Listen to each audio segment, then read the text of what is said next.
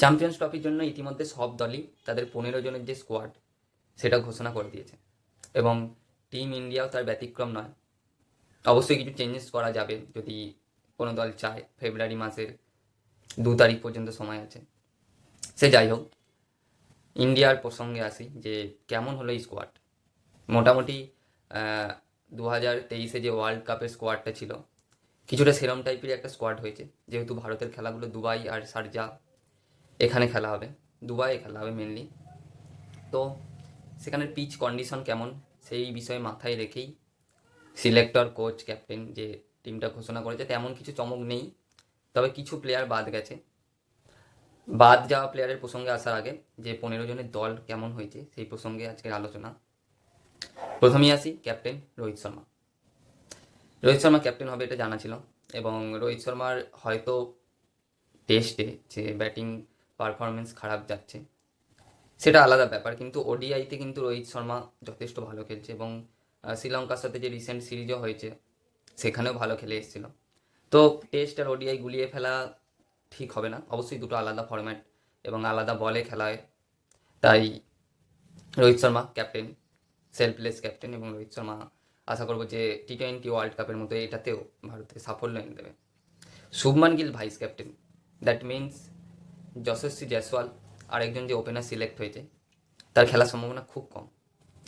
Shubman Gill vice captain মানে অবশ্যই শুভমান গিলের যে ওডিআই রেকর্ড, অ্যাভারেজ যে সে সব ভালো, এবং 2023 ওয়ার্ল্ড কাপেও খেলেছিল। যথেষ্ট এখন অভিজ্ঞ প্লেয়ার হয়েছে, বয়স হয়তো কম কিন্তু খেলার নিরিখে অভিজ্ঞতা অর্জন করেছে। তো শুভমান গিল ভাইস ক্যাপ্টেন একটু সমালোচনাও হয়েছে যে শুভমান গিল কেন ভাইস ক্যাপ্টেন, বুমরা ছিল, হার্দিক পান্ডিয়া ছিল, তো শুভমান গিল কেন।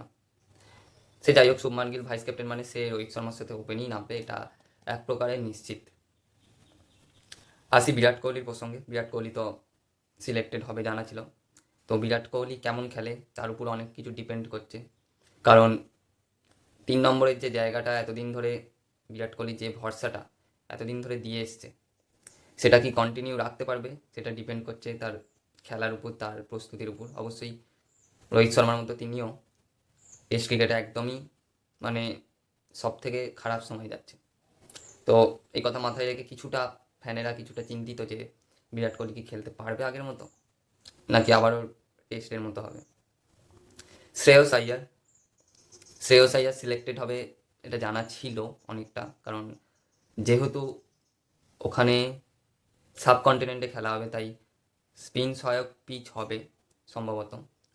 আর শ্রেয়স আইয়ার 4 নম্বরে ভালো খেলে আসছে, যথেষ্ট ভালো খেলে আসছে। তো আর বিজয় হাজারে ট্রফি, বিজয় হাজারে ট্রফিতেও ভালো খেলেছে, রঞ্জি ট্রফিতেও ভালো খেলেছে, ডোমেস্টিকে ভালো পারফরমেন্স করে এসছে। তার জায়গা নিয়ে প্রশ্ন তোলার কোনো মানে প্রশ্ন আসবে না যে জায়গাটা ঠিকঠাক জনকে দেওয়া হয়েছে কি না হয়েছে। তো 4 নম্বরে শ্রেয়স আইয়ার, আর 3 নম্বরে বিরাট কোহলি মিডিল অর্ডারে, আর 5 নম্বরে সম্ভবত আমাদের অলরাউন্ডার, অলরাউন্ডারদের ছড়াছড়ি, অনেকগুলো অলরাউন্ডার সিলেক্টেড হয়েছে।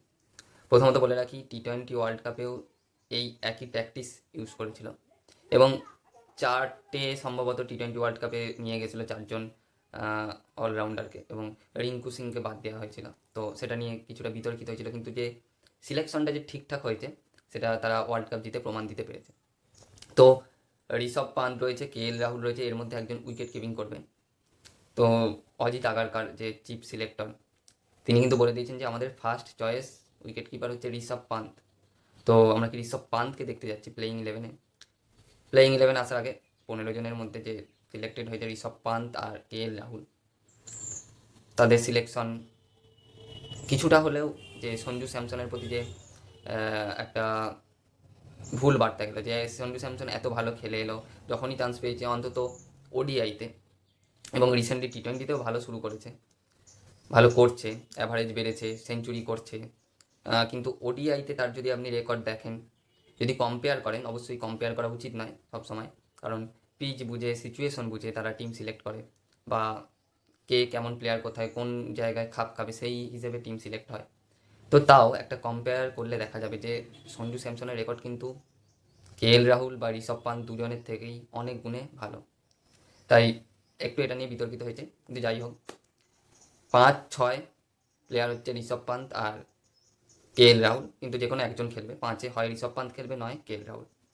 6-7 সম্ভবত জাদেজা, অক্ষর প্যাটেলের মধ্যে একটা যে কোনো একজনই খেলবে, কারণ দুজনকেই খেলালে একই টাইপের বোলার হয়ে যাবে। তো 15 জনের স্কোয়াডে জাদেজা অক্ষর প্যাটেল আছে, এটাও একটা কিছুটা যে একই টাইপের বোলার, একই টাইপের খেলা স্টাইল। এখন অক্ষর প্যাটেল অবশ্যই অক্ষর প্যাটেল জাদেজার থেকে বেটার ক্রিকেট খেলছে, কিন্তু জাদেজাকে বাদ দেওয়া যাবে না ICC টুর্নামেন্টে বিশেষ করে, কারণ জাদেজা কতটা ভালো খেলা আমরা দেখেছি। 2017 ICC যে চ্যাম্পিয়ন্স ট্রফি হয়েছিল, ইন্ডিয়া ফাইনালে গেছিলো, সেখানে জাদেজা, অক্ষর প্যাটেল এবং রয়েছে হার্দিক পান্ডিয়া, এই তিনজন মেইন অলরাউন্ডার আছে। এবং সাথে এবারে নতুন মুখ হিসেবে এসেছে ওয়াশিংটন সুন্দর, একটা অফ স্পিনার অপশন এবং ব্যাটের হাতও ভালো। তো কম্বিনেশনে হয়তো ওয়াশিংটন সুন্দরকে আমরা দেখতে পারি প্লেইং 11। তো এই গেল অলরাউন্ডারের লিস্ট।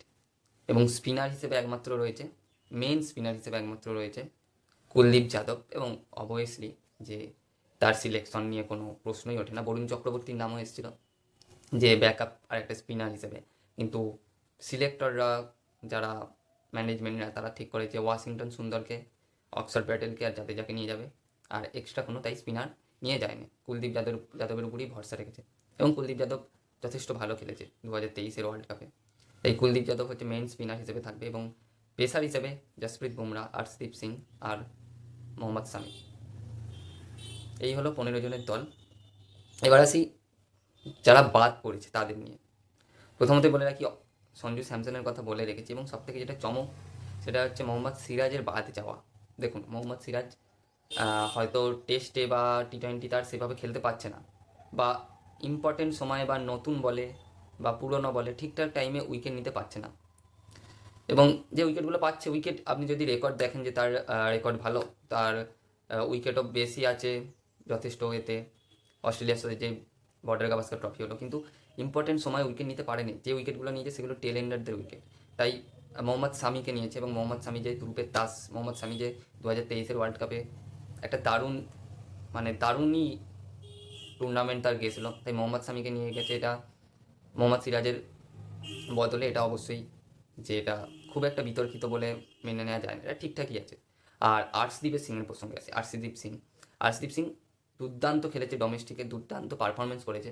এরপরেও যদি ওকে সিলেকশন না করতো তাহলে খারাপ হতো।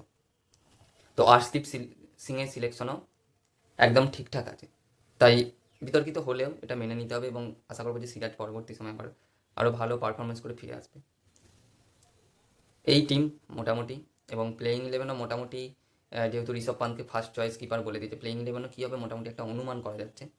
তাতে দেখা যাচ্ছে যে রোহিত শর্মা, শুভমান গিল, এবং 3 নম্বরে বিরাট কোহলি, 4-এ শ্রেয়স আইয়ার আসবে, 5-এ ঋষভ পান্ত আসবে বা হার্দিক পান্ডিয়া আসবে, 5-6 হার্দিক আর ঋষভ এরকম অল্টারনেট করে আসবে, 7-এ জাদেজা না অক্ষর প্যাটেল, সম্ভবত জাদেজাই উপরেই যাবে। যদি জাদেজা অক্ষর প্যাটেল দুজনই খেলায়, তাহলে 7 আর 8 হবে জাদেজা আর অক্ষর প্যাটেল, এবং দুজনই লেফট আর্ম স্পিনার। তো এটা একটা প্রেডিক্টেড হয়ে যাবে যে অপোনেন্ট টিমের ব্যাটসম্যানদের কাছে, কিন্তু যদি এই কম্বিনেশনে যায় সম্ভবত 7-8 অক্ষর প্যাটেল আর রবীন্দ্র জাদেজা, আর 9-10-11 যথাক্রমে মোহাম্মদ শামি, কুলদীপ যাদব আর জসপ্রীত বুমরা। এটা হতে পারে টিম, এবং আশা করবো যে টিম ইন্ডিয়া যথেষ্ট ভালো খেলবে এবং ভালো পারফরমেন্স দেবে। আর যেভাবে 2023-এ যে ইন্টেনে খেলে এসছে সেই ইন্টেন্টেই খেলবে, এবং রোহিত শর্মাকে আমরা সেইভাবেই দেখতে চাই, বিরাট কোহলিকে চাইবো যে ফর্মে চলে আসুক। আর বোলারদের জসপ্রীত বুমরা ইংল্যান্ড সিরিজে নেই, তার বদলে হার্ষিদ রানা ব্যাকআপ হিসেবে রেখেছে, এটা নিয়েও কিছুটা বিতর্ক হয়েছে। এবার যদি মোহাম্মদ সিরাজকে নিয়ে যেত তাহলে তাকে বেঞ্চে বসতে হতো, কিন্তু মোহাম্মদ সিরাজের আরেকটা যে স্টেটমেন্ট দিয়েছে রোহিত শর্মা যে পুরোনো বলে এফেক্টিভ নয়, তাই তার বদলে ব্যাকআপ হিসেবে বুমরার নিয়ে যাওয়া হয়েছে হার্ষিদ রানাকে। তো এটাই হলো টিম, এবং ফেব্রুয়ারি মাস থেকে শুরু হচ্ছে, তার আগে ইংল্যান্ডের সাথে T20 এবং ODI সিরিজ রয়েছে। আশা করব টিম ইন্ডিয়া 2013 সালের পর আবারও চ্যাম্পিয়ন্স ট্রফিটা নিয়ে আসতে পারবে ওয়াংখেড়েতে, ইন্ডিয়াতে, সব জায়গায়। ধন্যবাদ।